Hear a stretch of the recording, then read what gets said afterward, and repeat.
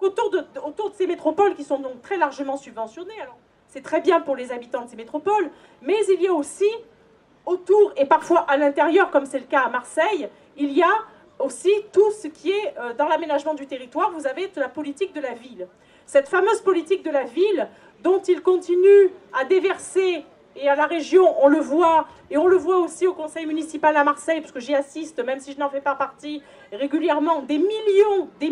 d'euros de subventions, des centaines de millions d'euros de subventions à des associations et aux quartiers politiques de la ville, sous le prétexte toujours que ces quartiers sont toujours systématiquement défavorisés. Or, depuis 40 ans, et les millions d'euros, les milliards qu'on y a déversés, on se demande comment ils peuvent être encore défavorisés. Ces quartiers politiques de la ville sont en réalité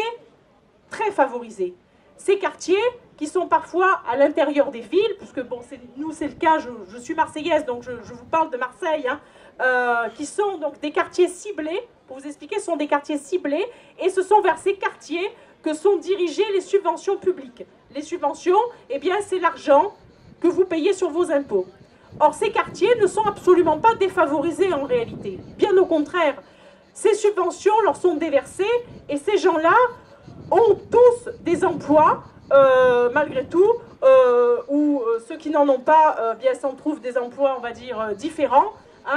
mais ils peuvent trouver tous des emplois, ils sont largement favorisés, et dans toutes les grandes villes de France, comme dans la banlieue parisienne, comme dans la banlieue de Nice, etc.,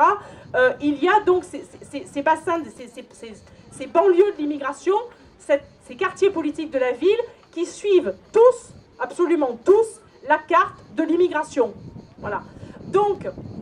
eux ne sont pas défavorisés par rapport à vous. Ceux qui sont vraiment défavorisés dans tout ça, d'ailleurs je vais vous donner un exemple, récemment autour de Paris, c'est une médiathèque qui a été incendiée, donc ils ont les moyens, ils ont des médiathèques, ils ont des bibliothèques, ils ont des cinémas, ils ont des salles de sport, ils ont des terrains de sport, ils ont tout. En revanche, ceux qui n'ont plus, eh bien c'est vous, c'est nous, et ce sont les Français dits maintenant de la France périphérique, les Français moyens, les Français populaires avec un grand P,